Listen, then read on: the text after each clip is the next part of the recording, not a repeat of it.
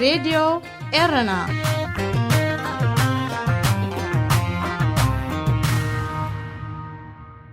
علتا وزينا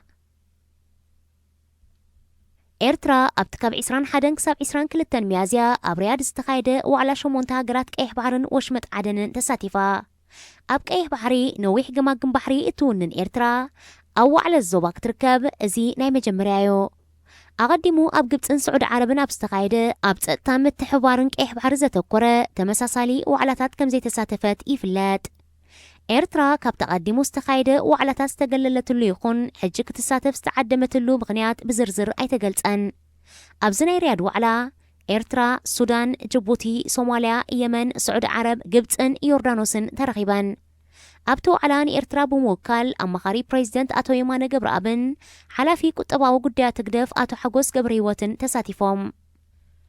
أبزوباك إيه بحرن وشمت عدن تركب أبزناي رياد وعلا زي تساتفت انكو هاجر إسرائيل ترايا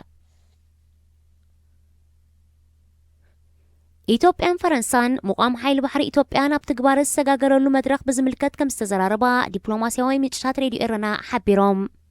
أزاز حيل بحر إيتوبيا جنرال كيندو غازو تاقنج مرحو العلوي والتهدراو الأخ إيتوبيا أبز حلفة كل التقنانا فرنسا بمبتاح حيل بحر إيتوبيا كونو نوب زعباز قبا عينة نبرتن عغم سبن بزملكات تميايت إيتوبيا بحجز فرنسا حيل بحر المقام مش بشابكة بتجمرلو بجنرال كندو زمراح العلوي والتهدراو الأخ تاقر نا فرنسا مبتاح كايد زي نخالا إجزيو اتوتهدراو الأخ أب جيبوتي أب زركب معسكر حيل بحر فرنسا بمبتاح تمساسالي ميت أتكم زكايدون إفلات أزاز حيل بحر إيتوبيا بزيكازي أما جمرع علتات نايزورحي مس أزاز حيل بحر أمريكا أب كل مايات أوروبان أفريقان أدميرال جيمس فوغو بمرخاب مقام حيل بحر إيتوبيان أب زواكرن أفريقان كأيح بحرن زلو تسلوان تزراريبيو إيتوبيا بحجز فرنسا التقمو زلا حيل بحري أبي كم زدكون زاقيت بوقعي أيفلتأتن بريزيدنت جيبوتي مسحان تكاب عبيت متسيتات فرنسا أبزكايدوك على متأيق أتا حيل بحري أباتع كم سقوميو أكاليعو انتخونا كادرات تقدف أبزكايد وزلو نايقوس قواسمتن سميناراتن إيتوبيا التقمو حيل بحري أب إرترا خمزي كون إيقالتو سعود عربن حبرات إماراتن نسودان نأساس 3 بليون دولار حجز مدبن إذن كل التهاجرات نتحجز كمر أيانا يتنبشر بعلوة بمقلاي سلطانو حيزو زركب مساقاقر وتهدرا وايتو سودان زلون دقف نمر رقاتيو بجنرال عبد الفتاح البرهان زمرح زلو مساقاقر وتهدرا وايتو سودان نخل التعامتات أب سلطان كتسأنح نزهبو وصاني بهزب تهاجر تقاومو يقطمو كانتلو سعود عرب حبرات إماراتن قبتسن ملوء دقفن الرقاقي تسأنالوا إذن أيزن هاجرات حجز نتي كترن تركن أب سودان زتسأنحن متقتاون بتاغز علمة مخانون إنقار مساقاقر وتهدرا وايتو سودان نتي أودب سواكين عسكرو زركب سراوي تركي كعدسو تثبيت كمزلو زتفلالي وقنات تهاجر ينفتو بفلايتا بقداي نايلن دوباتن مس سودان مردا كتبتصح زي كالت قبطي بزيكاتي مس قطرن تركن زلو ركب كبتاخ زلو عدليت اب إيتوبيان سودانن رجوع منغست كفتر انصار ربحا كمتطمتو تنتنتي بوليتيكا يردو مراحي مساقاقري وتهدرا وايتو سودان بزيكازي نأمريكا دقف نمركاب مستهاجر زربي كايد كمزلون نا واشنطن مبصح مديبو مهلاون إتقاس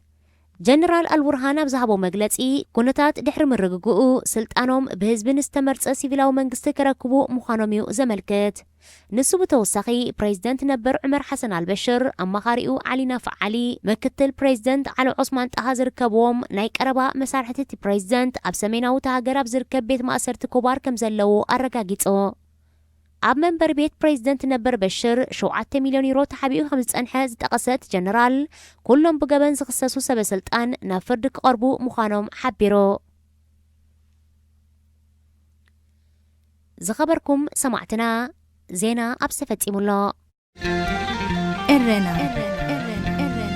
هنا إذاعة إرنا الدولية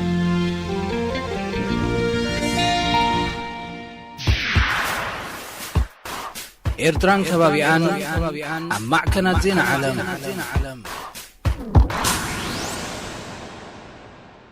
زخبركم تغتتلتي مدب إرتران كبابيان كما يتغنيو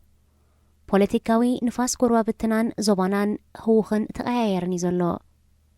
عم ميازيا أب إيتوبيا استقادة نفاس لوطي ነቲ 27 ዓመታት መሪሕ ስልጣን ጨበጠ ህወሓት ኣልዩ ንመላፍንቲ ውድብ ኦህዴድ ንዝመርሕ ዶክተር አብይ አሕመድ ኣምጺዎ ንኣመራርሓ ህወሓት ተቃዊሞም ኣብ ዝተፈላለየ ኩርናዕቲ ሃገር ሰላማዊ ሰልፊ ብምክያዶም ኣብ ትሕቲ ቁፅፅር ኣትዮም ዝነበሩ ኣሽሓት መንእስያት ካብ ፍቅድኡ ኣብያተ ማእሰርቲ ተፈቲሖም ህወሓት ንሞት ፈሪድዎም ዝነበረ እስራት ናጻ ተባሂሎም ኣብ መዝገብ ክብረ ሽበራ ኣስፊርዎም ዝነበረ ውልቀ ሰባትን ውድባትን እውን ነጻ ኮይኖም ኣብ ውሽጥን ወፃእን ብረት ዓጢቆም ህወሓት ንዝመርሖ ስርዓት ኢህወደግ ከውድቑ ዝቃለሱ ዝነበሩ ዕጡቃት ካብ ኤርትራን ስደትን ብሰላማዊ መንገዲ ኣብ ሃገሮም ክቃለሱ ተዓዲሞም ብረቶም ኣረኪቦም ተመሊሶም ህወሓት ብዝተፈላለየ ምስምስ ን18 ዓመታት ተሓሲምዎ ዝጸንሐ ብይን ኮሚሽን ዶባት ኢትዮ ኤርትራ ብዘይ ቅድመ ኩነት ምስ ተቐበሎ ብዘይካቲ ፖለቲካዊ ሓይልታት ትክልል ዝተሰራሰረ ንብይን ኮሚሽን ዶባት ዘይቀበል ኣብ ዶባት ትግራይ ዝተረኣየ ተቃውሞ ካብ ቀረባን ርሑቕን ልባዊ መልእኽቲ የውሃናው ሒዞ ህዝቢ ክልቲኡ ሃገራት ከዓ ደረት ብዘይብሉ ታሕጓስ ተቐቢልዎ ኣብ ኢትዮጵያ ተስፋ ዝህብ ለውጥታት ተራእዩ ኣብ ኤርትራ ግን ሒደት ካብቲ ውዙሕ እውን ኣይተገብረን በንጻሩ እኳ ደኣ እቲ ቀደም እውን ክንቀፍ ዝጸንሐ ጉዳይ ሰብኣዊ መሰላት ብኢሱ እምበር ኣይተመሓየሸን ሰባት ከም ቀደሞም ብዝተፈላለየ ምኽንያት ምእሳር ቀጺሉ እቲ ንዕርቀ ሰላም ኢትዮ ኤርትራ ዝደፍአን ወጥሪ 20 ዓመታት ዘጽለቐን ቀዳማይ ሚኒስተር ኢትዮጵያ አብይ አሕመድ ኣብ ምጅማር ወርሒ ሚያዝያዮ ስልጣን ሒዞ እምበኣር ክቡራት ሰማዕትና ናይ ሎሚ መደብ ኤርትራን ከባቢኣን ዶክተር አብይ ኣብ ዓመተ ሽመቱ ኣብ ሃገርናን ጎረባብትናን ዝተረኣየ ለውጢ ክንደስሲና መክታልኩም نعدم هذه إذاعة إرنا. هنا إذاعة إرنا الدولية. عام 5 እዋን ሓድሽ ቀዳማይ ሚኒስተር ዝመረጾ ንኢትዮጵያ ብልፍንቲ ዝመርሓ ዘሎ ማእከላይ ሽማግለ ኢህወደግ ኣብ ዝሓለፈ ዕለታት ኣኼብኡ ቃኒዑ ኣብ ገለገለ ሚኒስትርታት እውን ናይ ስልጣን ለውጢ ብምግባር ንኣመሓዳሪ ክልል ኦሮሚያ ነበር ለማ መገርሳ ሚኒስተር ምክልኻል ፕሬዚደንት ክልል ኣምሓራ ነበር ኣቶ ገዱ እንዳርጋቸው ሚኒስተር ጉዳያት ወፃኢ ገይሩ መዚዝዎም ኣሎ ካብተን 10 ደቂ ኣንስትዮ ሚኒስትራት ኢትዮጵያውን ንሚኒስተር ምክልኻል ነበር ወይዘሮ አይሻ ሚኒስተር ህንፃ ማለት ኮንስትራክሽን ኮይና ተመዚዛላ አብይ አሕመድ ዓመት ኣብ ዝገበረ ስልጣኑ ከም ዕርቀ ሰላም ምስ ኤርትራ ምፍታሕ ኣሽሓት እስራት ምዕዳም ተቃውምቲ ውድባት ብዝኣመሰለ ተበግሶታቱ ክነኣድን ከሎ ሓያሎ ሓይልታት ከዓ እቲ ብተደጋጋሚ ዝሰብኮ መዝሙር ሰላምን ክገብረየ ዝበሎ ነገራትን ኣይገበረን በተስፋን ስብከት ፍቅርን ሃገር ክትመሓድር ኣይከኣልን እዩ ብምባል ይነቕፍዎ ካልኦት እውን ን27 ዓመታት ተዋህሊሉ ብህዝባዊ ናዕቢ ፖለቲካዊ ለውጢ ዘስገደደ ፖለቲካዊ ኩነታት ኢትዮጵያ እትረፋብ ዓመት ኣብ 10 ዓመት እውን ጸገማቱ ከኣሊ ኣይክእልን እዩ ከሕገዝ ዘለዎ እንተዘይተሓጊዙ ግን ኢትዮጵያ ናብቲ ኣብ ዝሓለፈ 3-4 ዓመታት ዝተረኣየን ክሳብ ሕጂ መሊኡ ዘይዓረፈን ዓሌታዊ ግጭትን ጎንፅን ናብ ኩናት ሓድሕድ ከተምርሕ ትኽእል እያ ዝብል ስክፍትኦም ይገልጹ ብዙሓት ብዝተወደበ ሽርሒ ኣብ ፖለቲካ ኢትዮጵያ ከይንሳተፍ ተገሊልና ክብሉ ዝጸንሑ ወተሃደራት ደርግ ዝነበሩ ከይተረፈ ተቃውምቲ ሓይልታት ኢትዮጵያ ሕጂ እውን እንተኾነ በቲ ሓድነት ኢትዮጵያ ኣላሕሊሑ ዕብለላ ሓደ ብሄር ኣማዕቢሉ ዓሌታዊ ጎንፅን ግጭትን ዘጓሃረ ኢህወደግ ትምራሕ ስለ ዘላ ምንም ሓድሽ ነገር ክንጽብእ ኣይንኽእል ኢና ይብሉ ኣማራፂ ርእይቶኦም ከቕርቡን ከለዉ ከዓ ኢህወደግ ኩሉ ሃገራዊ ዝሳተፎ መሰጋገሪ መንግስቲ ብምቋም ስልጣኑ ከረክብ ኣለዎ ይብሉ ኣብዚ እዋንዚ እቲ ብዙሕ ውህደት እውን ዘይብሉ ኣብ ሓድሕዱ ተፈናቲቱ ዘሎ ልፍንታዊ ውድብ ኢህወደግ ነቲ ብደለይቲ ሙሉእን ቅልጡፍን ለውጢና ባህልቲ እዚ ዝሕተት ዘሎ ሕቶ ንኸተግብሮ ግን ማዕረ ክንደይ ቁርብነት ኣለዎ ዝብል ሕቶ ንባዕሉ ምልክት ሕቶ ኮይኑሎ ብዙሓት ፖለቲከኛታት እቲ ቀደሙን እንተኾነ ኣብ ውሽጢ ምዕሩይ ስልጣን ዘይጸንሖ ኢህወደግ ኣብዚ ንዕብለላ ህወሓት ዝኣለየ ናይ ለውጢ እዋን ገዳይም ፖለቲከኛታቱ ብጥሮታት ኣልዮም ሓያሎ ብብልሽውናን ገሰስ ሰብኣዊ መሰላትን ይሕተትዮም ዝተባህሉ ገሊኦም ተኣሲሮም ገሊኦም ከዓ ተሓቢኦም ስለ ዘለው ዋላ እውን ብቐዳማይ ሚኒስተርን ሓደ ፖለቲከኛታትን ሓድነቱ ካብ ቀደም ንላዕሊ ስጡሚ ተባሂሉ ክጎላበብ እንተተፈተነ ነቲ ዝበሃል ዘፍሸል ብዙሕ መረዳእታ ኣሎዮም ዝብሎ ናይ ጎረባብትና ጉዳይ ንዓናኒ ኤርትራውያን እውን ብዝተፈላለየ ደረጃ ስለ ዝጸልወና ኢና ንዛረበሉ ዘሎና እምበር ኣብ ቤትናስ ዓቕሚ ነብስና ሽግርን ጸገምን ኣሎና ብዙሓት ፖለቲከኛታት ኤርትራ ጸገምና ሓደ ሰብ ሓደ ኢሳያስ እዩ ንሱን ጉጅልኡ ናብ ዝተኣሊሉ ወጋሕታ ተዛቲና ሽግርና ክንፈትሕ ጸገም የብልናን ይብልዮም ግን ከኣ እዚ ጨካን ምልካዊ ስርዓት ንልዕሊ 27 ዓመታት ኣብ ዝሰረቶ ብልሽው ምሕደራ ብዙሕ እኪትን ውዲትን ስለ ተኻየደ ከምቲ ዝግባእ እንተዘይተቐሪብና ዘይተጸበናዮን ዘይገመትናዮን ጸገሙን ከጋጥም ይኽእል እዩ ዝብሉውን ኣይተሰኣኑን ፖለቲከኛታት ህግደፍ ዕርቀ ሰላም ኢትዮ ኤርትራ ከምቲ ዝተጸበናዮ ኣይሰጎመን ኣብይ ዝሒሉና ከም ዝበሉ ሰሚዕና ኣሎና ኣብይ ዝሒሉና እትብል ዘረባ እንታይ ንምግባር ኣብ ምንታይ ዝሒሉ እንታይ ተሰማሚዕኩም ስለ ዝነበርኩም እንታይ ክገብር ነይሩ ትጽቢትኩም ብዝብል ተኸታታሊ ፈታሺ ሕቶታት ምተረኣየ ግን መራሕቲ ህግደፍ ዝደለይዎ ክዛረቡ እምበር ዝተሓተትዎ ክምልሱ ቁርባት ስለ ዘይኮኑ ወያነ ዋላ እውን ካብ ኣመራርሓ ማእከላይ መንግስቲ ርሒቖም ኣብ ትግራይ እንተዓስከሩ ገና የሸግሩና ኣለዉ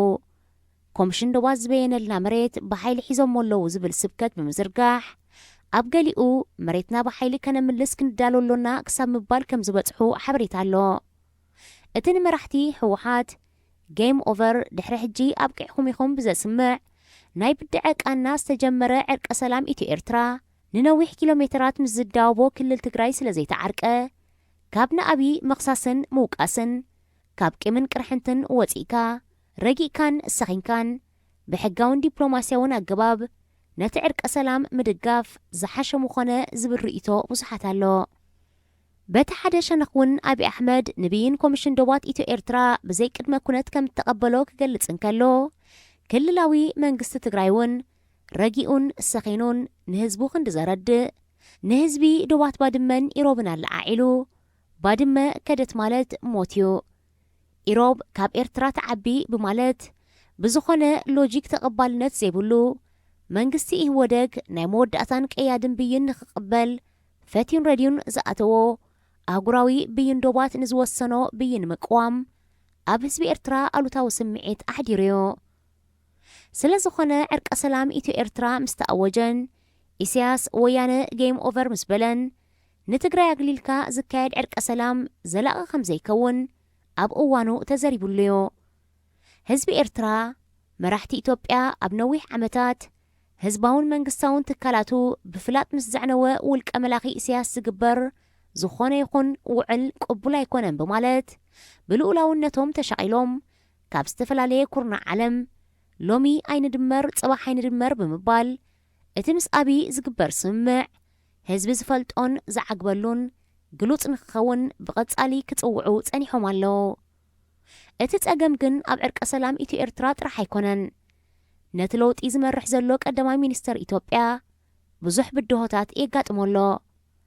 ኣብ ዝቐረባ እዋን ምስ ማዕከናት ሚድያ ውሽጢ ሃገር ኣብ ዝገበሮ ጋዜጣዊ መግለጺ ስለምንታይ ኢኹም እቲ ምስ ኤርትራ እተካይድዎ ዘለኹም ስምምዕ ናብ ባይቶ ዘይተቕርብዎ ንዝብል ዝቐረበሉ ሕቶ ኣብዪ ኣሕመድ ኣብ መንጎ ክልተ ሃገራት ኣድማሳውን ዝርዝራውን ዓይነት ዲፕሎማስያዊ ዝምድና ምስ ዝግበር እቲ ቀዳማይ ሰላምን ርግኣትን ሓድሕድ ምዕቃብ ተኸባቢርካ ምንባር ቁጠባዊ ምትሕጋዝ ምክያድ ዝኣመሰለ ሓፈሻዊ ስምምዕ ከም ዘሎ እቲ ኣብ ኣስመራን ጅዳን ዝተፈረመ ስምምዕ ከዓ ሓፈሻዊ ምዃኑን ሕጂ ግን ኣብ ዝተፈላለየ ዓውድታት ኣብ ንግዲ ትራንስፖርት ምክልኻልን ካልእ ዝርርብ ይካየድ ስለ ዘሎ ንሱ ምስ ተጻፈፈ ናብ ባይቶ ክቐርብ ምዃኑ ገሊጹሎ ይኹን እምበር ዝምድና ኢትዮ ኤርትራ ኣዝዩ ዝተሓላለኸ ብምዃኑ ክሳብ ኩነታት ዝጸርን ዝረግእን ብዙሕ ዝሕባእ ዝርዝራት ከም ዘሎ ዘጠራጥር ኣይኮነን ዝብሉ ብዙሓት እዮም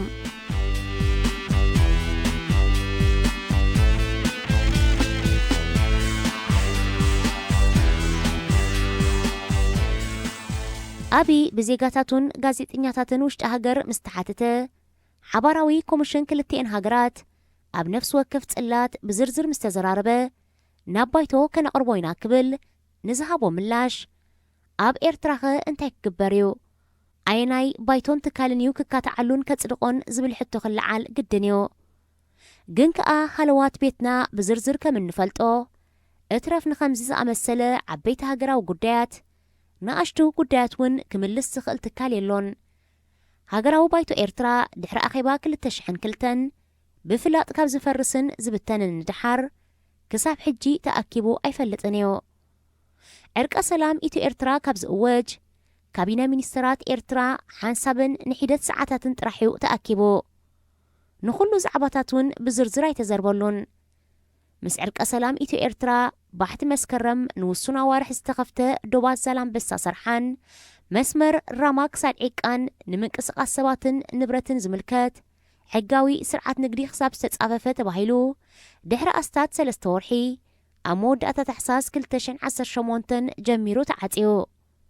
ይኹን እምበር እዚ ክልተ ዶባት በዚ ዝተገልጸ ምኽንያት ተዓጽዩ ኸብቅዕ መስመር ሑመራ ኦም ሓጀር ብ7 ጥሪ 2019 ክልቲኦም መራሕትን ህዝብን ኣብ ዝተረኽብሉ ኣጋጣሚ ተኸፊቱ ድሕሪ ምጽናሕ ድሕሪ ኣስታት 3 ወርሕን ፈረቓን ብ18 ሚያዝያ 2019 ብወገን ኤርትራ ከም ዝተዓጽወ ተፈሊጡሎ ዕርቀ ሰላም ኢትዮ ኤርትራ እዚ ኮይኑ ኸብቅዕ ኣብ ኢትዮጵያ እውን ገና ዘተኣማምን ሰላም የሎን ኣብ ዝተፈላለየ ኩርናዕቲ ሃገር ገና ዓሌታዊ ግጭትን ጐንፅን ኣሎ እቶም ካብ ርሑቕን ቀረባን ስደት ብረቶም ኣውሪዶም ንኢትዮጵያ ዝኣተዉ ተቃውምቲ ውድባት ኣብ ሚድያ ቀሪቦም ተጠሊምና ውዕልና ኹም ይነበረን ይብለዉ ማዕከናት ዜና ኢትዮጵያ ዕጡቓት ኦነግ ምስ ሰራዊት ማእከላይ መንግስቲ ከም ዝተጋጨው ኣቃሊሐን ነይረን ክሳብ ሕጂ እውን እቲ ዝተገብረ መብፅዓ ክሳብ ዘይተማልአ ብረትና ኣይነውርድና በማለት ዝኣደሙ ሰራዊት ምህላዎም ተነጊሩሎ ካብ ሱዳን ኣትዩ ዝበሃል ዘይሕጋዊ ኣጽዋር ከም እተረኽበን ኣብ ውሽጢ ሃገር ክዘዋወር ዝተታሕዘ ብዙሕ ዘይሕጋዊ ዕጥቅን ጠያይትን ምህላው መራኸቢ ብዙሓን እቲ ሃገር ብተደጋጋሚ ከቃልሓ ጸኒሐን ኣለዋ ከም ሻለቃ ዳዊት ዝኣመሰሉ ሓለፍቲ ስርዓት ደርግ ነበር ፖለቲከኛታት እቲ ዝተጸበናዮን ዝኸውን ዘሎን በበይንዩ ዶክተር ኣብይ ኣሕመድ ኣቦ እምበር ውድብ ኦሮሞን ቀዳማይ ሚኒስተር ኢትዮጵያን ክኸውን ኣይክእልን እዩ እቲ ኣብ ኢትዮጵያ ተፈጢሩ ዘሎ ጸገም እቲ ኢህወደግ ዝፈጠሮ ኣብ ብሔር ዝተመስረተ ክልላዊ ምሕደራ ስለ ዝኾነ ኩለንትናዊ ለውጢ ከይተገብረ ኣይዕረን እዩ ባህላዩ ኣብይ ግን ኣብ ሓደ ዓመት ኣብ ቁጠባ ፖለቲካን ዲፕሎማስን ክእመን ዘይክእል ዓበይቲ ዓውድታት ስለ ዝሰራሕኩ ሕቡን እየ እዩ ዝብል ዘሎ ካልኦት ከዓ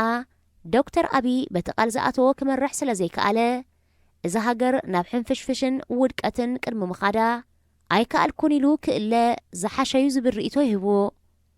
ሓደ ዘይከሓድ ሓቂ ግን ኣሎ እዚ ኣብ ኢትዮጵያ ተኾሚሩ ዘሎ ሽግራት ኩሎም ኢትዮጵያውያን ብዝሳተፍዎ ሓባራዊ ፖለቲካዊ ስርዓት እምበር ብሓደ ውልቀ ሰብ ኮነ ሓደ ውድብ ብደረጃ ኢህወደግ እውን እንተኾነ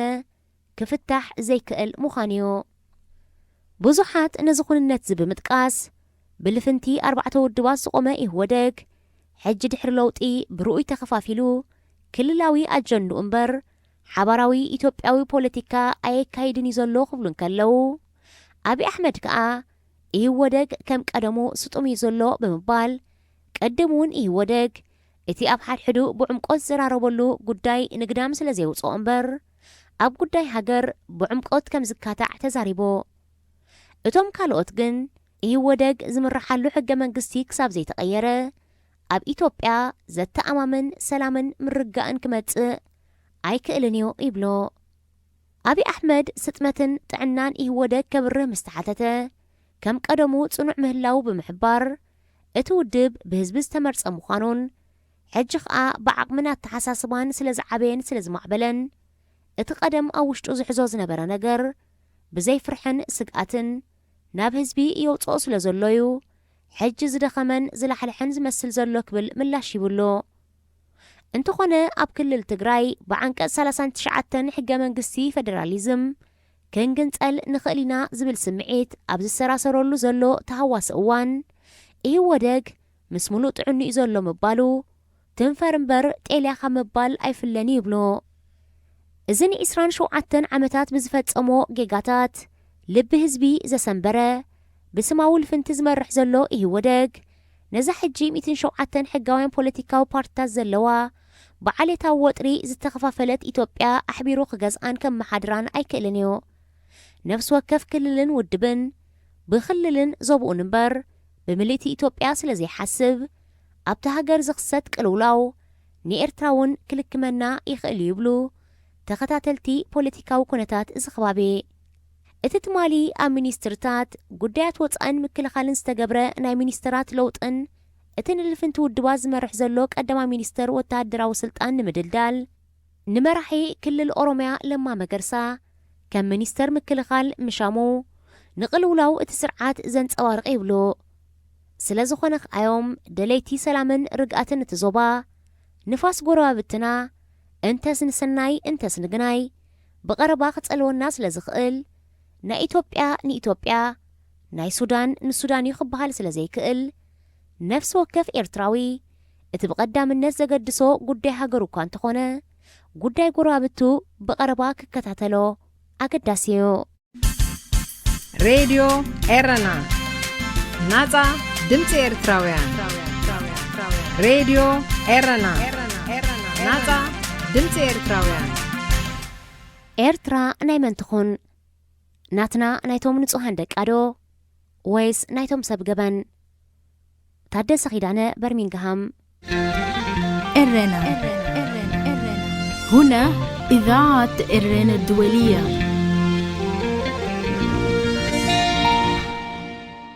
ኣብ ቀዳማይ ክፋል ናይዚ ጽሑፍ እዚ ኤርትራ ናትና ናይቶም ብዙሓት ንጹሃን ደቂ እምበር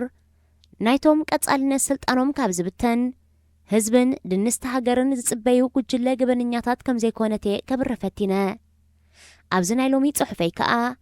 ስደት ሽግር ከም ዘይፈትሕ ምእላይ መራሒ ናይቲ ጭፍራ ማለት ኢሳያስ ኣፈወርቂ እውን ቀዳማይ ዘይስገር መድረኽ ንኽፉት ፖለቲካን ፖለቲካዊ ውዳበን ምዃኑ ከብርህ ክፍትነ ዝተለጉመ ልሳን ኤርትራዊ ምስ ምእላይ ኢሳያስ ጥራይ ስለ ዝኽፈት ሬድዮ ኤረና ናጻ ድምፂ ኤርትራውያን ሬድዮ ኤረና ናጻ ድምፂ ኤርትራውያን ኤርትራውያን ኣሕዋተይ ኢሳያስ ኣፈወርቂ ኣብ ኤርትራ ኣሕዋት እምበር ሓውቦታት የብሉን ኣሓት እምበር ኣሞታት የብሉን መቓብር ሓውቦታቱን ኣብ ሓጎታቱን እውን ኣብ ተንቤን ወሎን ጎንደርን እምበር ኣብ ኤርትራ የለን ኤርትራዊ ይኮነን ወይ ንስለ ናጽነት ኤርትራ ኣይተቓለሰን እብል የለኹን ህዝብና እንተጸነተ እንዳና እንተበረሰ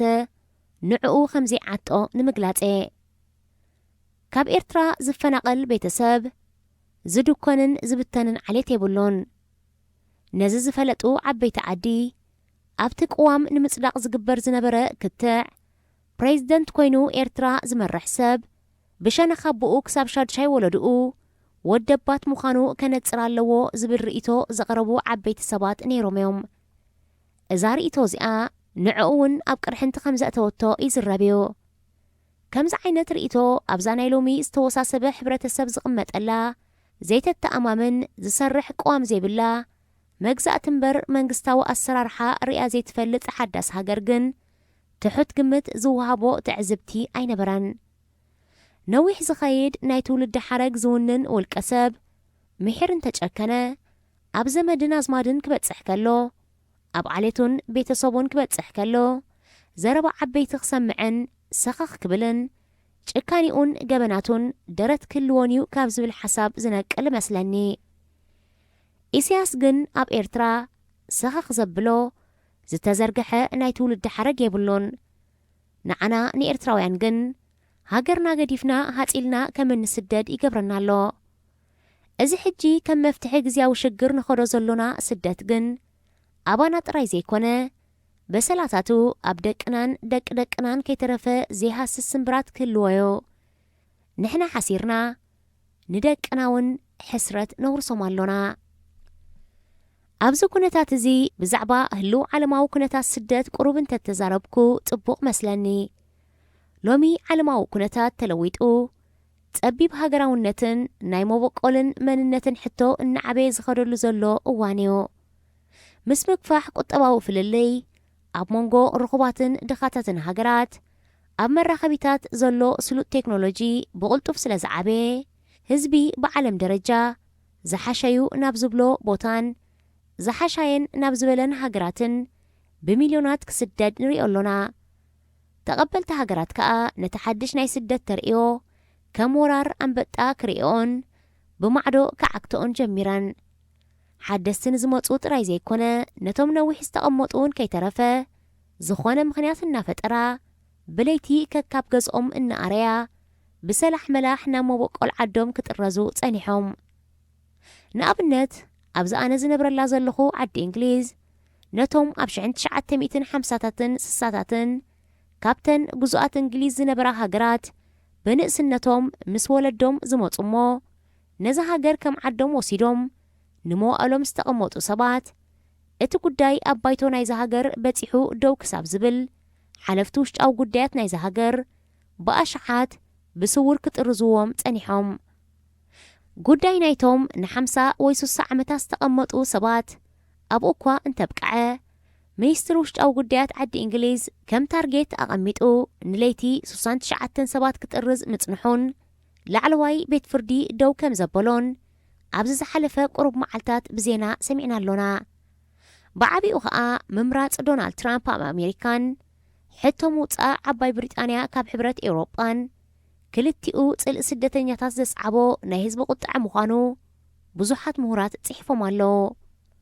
እቶም ኣቦታቶምን ኣቦሓጎታቶምን ካብ ሃገራት ኣፍሪቃን ኤስያን ዝመፁ እሞ ኣብ ሃገራት ምዕራብ ተወሊዶም ኣብኡ ተማሂሮም ዝዓበዩ መንእሰያት እውን ኣብ ናይ ስራሕ ዓለም ምስ በጽሑ ማዕረቶም ካብ መባእታት ሒዞም መማሃርትና ዝነበሩ ደቂ መሬት ማለት ጸዓዱ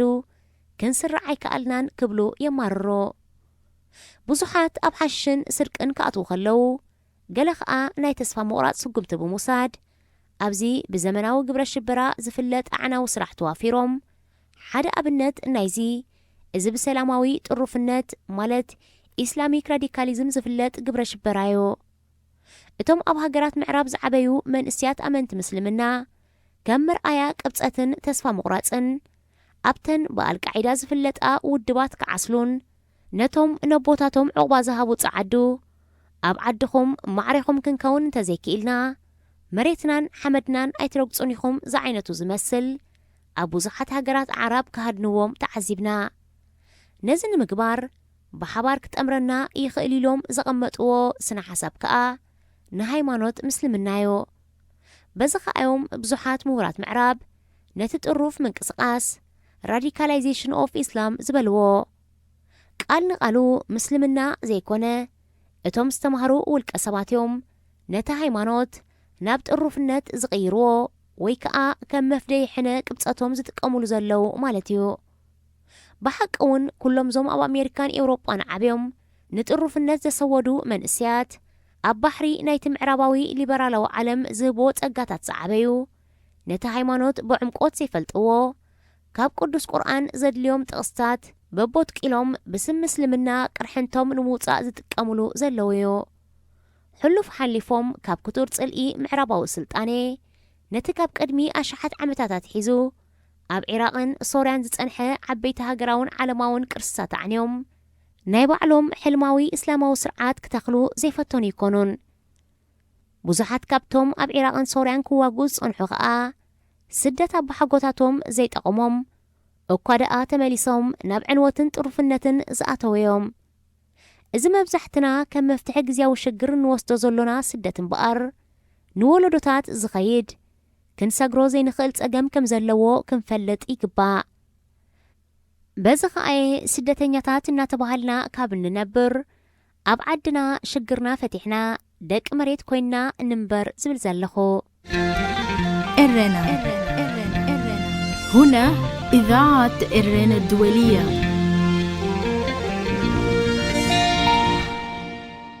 ኤርትራውያን ኣሓተይን ኣሕዋተይን ኣንቱም ገና ናብ ስደት ተቋምቱ ዘለኹም መንእስያት ሃገረ ንሕናቶም ትማሊ ብዕጽፍጻፍ ንዝዓብየና ሰራዊት ዝሰዓርና ህዝቢ እቶም ንሞት ዘይንፈርሕ ሓቦን ጽንዓትን ሕውነትን ለውሃትን ዝመለለይና ህዝቢ ሎሚ ብኣጻብዕ ብዝቝጸሩ ገበነኛታት ክንጸንት ግቡእ ድዩ? ንዕኦም ኣሊና ሃገርና ዓዲ ሕግን መሰልን እንተጌርናያ ንጹር ናይ ወፍሪ ሕግታት ሓንጺጽና ኤርትራውያን ባዕልናን ብሽርክነትን ኣብ ወፍርን ንግድን ኣብ ዘመናዊ ሕርሻን ቱሪዝምን እንተተዋፊርና ክንስደድ ዘይኮናስ ኤርትራና ካልኦት ጉልቦቶም ንኽሸጡ ተሰዲዶም ዝመጽዎ ሃገር ክንገብራ ዓቕምሎና ሃገርና ሃብታምያ ኣቀማምጣኣ ጥዑም ኣየራ ከም ማግኔት ንሓጺኑ ይስሕበካ ሃገርና ብሰሜንን ምብራቕን ምስቲ ዓቀባዊ ዓረባዊ ባህሊ ዘለዎ ማህዛብያ ትዳወብ ብደቡብን ምዕራብን ከኣ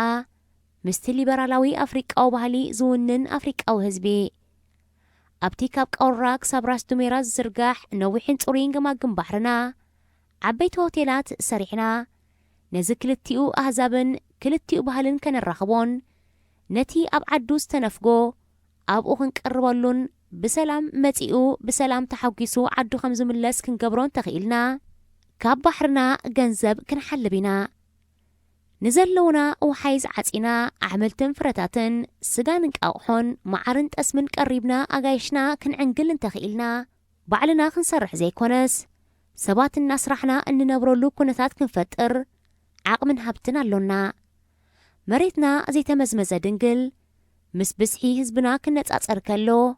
ኣዝዩ ገፊሕዮ ንሕርሻን መፍረ እንስሳን ኣዝዩ ምቹእ እዩ ወሊድና ዘዕበናዮም ቆልዑ ዘይኮኑ ዘፍረናዮ ምህርቲዩ ንሰደድ ክኸይድ ዝግባእ ነዚ ኩሉ ግን ነቶም ዝቐትሉን ሰብ ዘሳጉጉን ገበነኛታት ተመሊስና ክንኣስሮም እንተኽኢልና ጥራዩ ነዚ ክንገብር ከኣ ዓቕምሎና ነቲ ንኽንስደድ ንኸፍሎ ዘሎና ህይወት ንዕኦም ኣብ ምእላይ ንጠቐመሉ ነቲ ዘይንፈርሖሞት ናብ ስደት ናይ ዓድጓና ዘይኮነ ምእንቲ ክብረት ገዛእ ርእስናን ክብሪ ህዝብናን ንኽፈሎ ነቶም ሃገርናን ህዝብናን ዝብትኑ ዘለዉ ውሕዳት ጎሓሉ ንምእላይ ከኣ ታንክን ሰራዊትን ኣኽቲትና ዘዋግእ የብልናን ካብ መርሒኦም ጀሚርካ ነቶም ሓደ ክልተ ሰባት እንተተሳሂልናዮም እቶም ዝተረፉ ክሃድሙን ባዕሎም ክብተኑን እዮም ነዚ ንምግባር ውልቃዊ ተበግሶ ዜጋታት ጥራዩ ዘድሊ ብፍላይ ከኣ ነቶም ብረት ዓጢቖም ኣብ ሓለዋ ኢሳያስ ተዋፊሮም ዘለዉ መንእስያት ዝቐለለዩ ድርዕን ሓለውቲ ማዕጾን ናይቲ ውልቀ መላኺ ንሳቶም ስለ ዝኾኑ ኣብቲ ብዕለት 4 መጋቢት ናይ ዝዓመት እዚ ንዘረባን ለቦዋን ኣቦይ ባሻይ ዘርኣይ ደጊመት ጸሓፍክዎ መልእኽቲ እውን ነዝየ ደጊመልኩም ዓሚ ብምኽንያት 20 ሰነ 2018 ዓመተ ምህረት ንመስዋእቲ ውፊት ተጋዳለይት በለጸት መሓሪ ጠቒሰ ኣብ ጸሓፍክዎ መልእኽቲ እውን ብውልቂ ተበግሶ ዝወስድ ሰብ የድልሎ ክብለ ጽሒፈ ናይ ህግደፍ ናይ ዋህዮታትን ብውሽጣዊ ሰልፊ ዝፍለጥ ሕቡእ ናይ ስልያ መሓውራትን ንፖለቲካ ውዳቤ ዓንቃጽ ኾይኑ ጸኒሑ ጥርትብል ሰልዲ ኤርትራ ኣብ ጁባ ውልቀ ሰብ ስለተኣቱ ነዚ ዝተቖጻጸረ ውልቀ መላኺ ኸኣ ደስ ንዝበሎ ሰብ ብስውር ክዕስብን ክገዝእን ኣብ ውሽጥተን ናይ ተቃውሞ ምትእኻባት ሕቡኣን ዋህዮታት ክውድብን ዕድል ስለ ዝረኸበ ተቃውሞና ከድማ ኣይጸንሐን እቲ ቀደማ ህዝባዊ ግንባር ዝተኣታተወ ዋህያዊ ኣሰራርሓን ኣወዳድባ ሕብእቲ ሰልፍን ኣብ ውሽጢ እቲ ውድብ ንዝተላዕሉ ናይ ምእራም ምንቅስቓሳት ዝቖፀየ ንተጋድሎ ሓርነት ኤርትራ ዝበተነ ድሕሪ ናጽነት ኣብ ውሽጥን ኣብ ደገን ዝተበገሱ ፖለቲካዊ ውዳቤታት ዘምከነ ሕጂ እውን እቲ ሙሉእ ሃብቲ ሃገር ዝተቖጻጸረ ኢሳያስ ዝመርሖ ጉጅለ ብንጥፈት ሰርሓሉ ዘሎ ሜላዮ ካልእ ልቢ ከም ዘለዎ ከይፈለጥካ ናይ ዕላማ ብጻዩ ኢልካ ኣሚንካን ናይ ልብኻ ዝነገርካዮን ሰብ ኣሕሊፉ ዝህበካ እንተኾይኑ ደኣ እሞ ከመይ ጌርካዮ ክስራሕ ተቃውሞ ክመርሑ ዝወከልካዮም ሰባት ቀምሻደይ ሓንኪሉኒ ዝዓይነቱ ምኽንያት እናሃቡ ኣብ ዕንክሊል ዝነብሩ እንተኾይኖም ከ ካብተን ብለይቲ ዝእከባ ዋህዮታት ትግደፍ ነፃ ምዃኖም ብምንታይ ተረጋግጽ እቲ ዝገደደ ኸኣ ንስኻ ብዘይትፈልጦ ምኽንያት ተኣሲርካ ጉዳይካ ቤት ፍርዲ ቀሪቡ ከሳሲኻ ምስክር ኮይኑ ስለ ዘይቀርብ እቲ ምስጢርካ ኣሕሊፉ ዝሃበ ወላ ተኣሲርካ ከለኻ ክልተ ልቢ ሒዙ ዓርክኻን መኻፍልቲ ምስጢርካን ኮይኑ ዝቕጽል ምዃኑ እዩ ኣብ ሙሉእ ዘመነ ስልጣን ኢሳያስ ክሱስ ናብ ፍርዲ ቀሪቡ ክሱን ከሰስቱን ከይፈለጠ ዝጠፍኣሉ ምኽንያት ከኣ ንሱ እዩ እቶም ብስውር ኣጸንትዮም ኣብ ጥፍኣትካ ዝተዋፈሩ ሰባት ከኣዮም ኣብ ቅድሚ ስድራኻን ቤተሰብካን ቀሪቦም ሓለይትን ተደነገጽትን ኮይኖም ዝቕጽሉ ፖለቲካዊ ውዳቤና ክዕወት ዘይከኣለሉ ምኽንያት እውን ንስዮ እዚ ኩነታት ዝኽኣዩ ንተባዕ ተበግሶ ውልቀ ሰባት ኣገዳሲ ዝገብሮ ኣንቱም ኣፍቐዶ ሃገራት ኣፍሪቃ ኣብ ዓዲ ዓረብን ኣብ ሃገራት ምዕራብን ዘለኹም ሃብታማት ሰብ ገንዘብ እንተስ ብኹቱር ፍርሒ እንተስ ብኻልእ ምኽንያት ካብ ቃልሲ በኺርኩም ኣለኹም ገሊኹም እውን ምስግደፍ እትመጻድቑን ኣብ ብርሰት ሃገርኩምን ምጽናት ህዝብኹምን ተዋሳእትን ኢኹም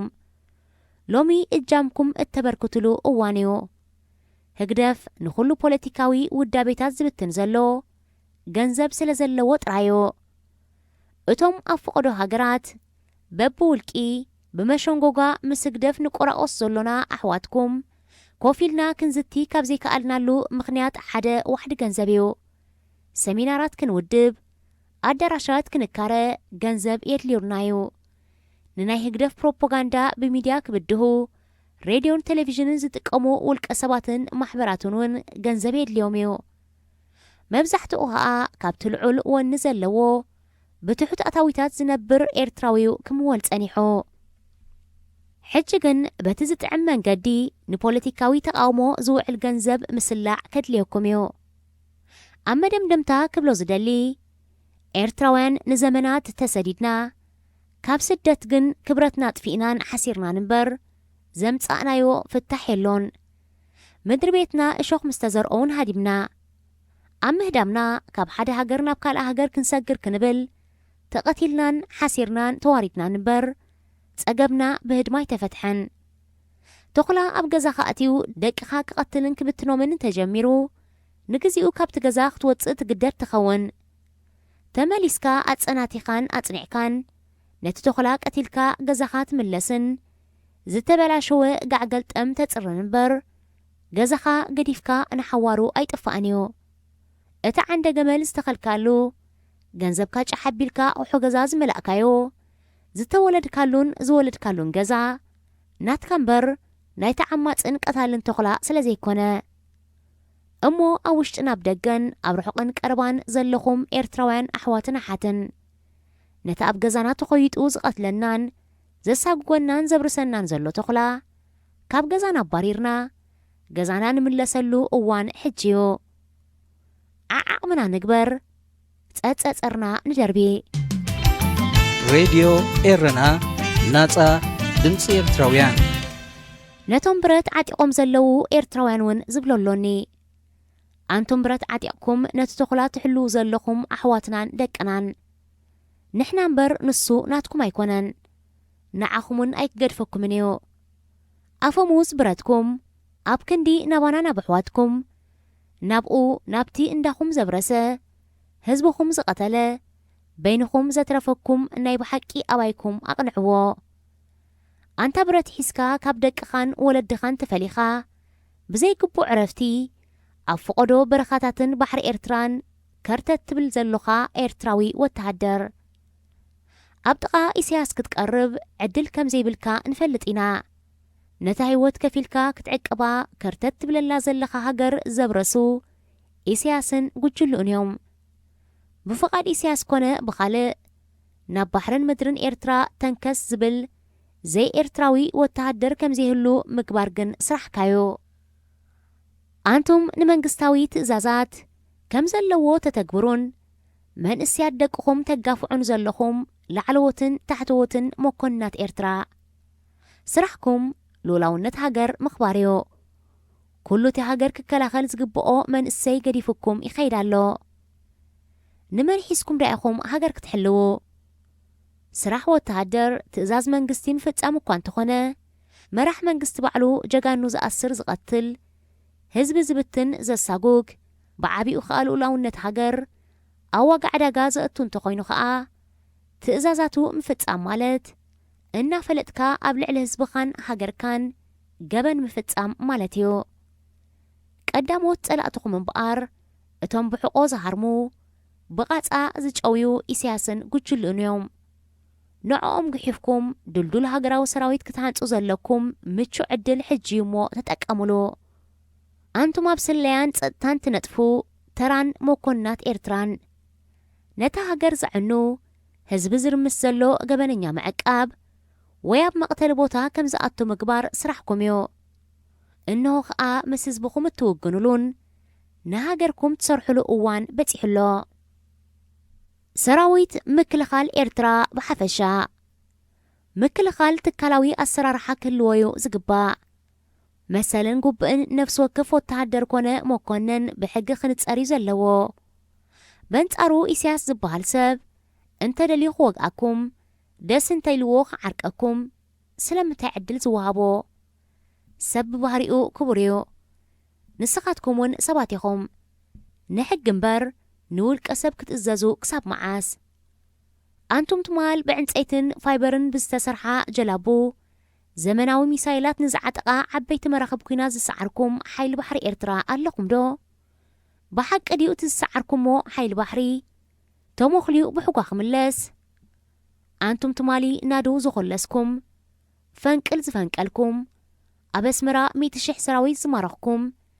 ጸላእትኩም ሲዒርኩም ሃገርኩም ነፃ ዝገበርኩም ብጾት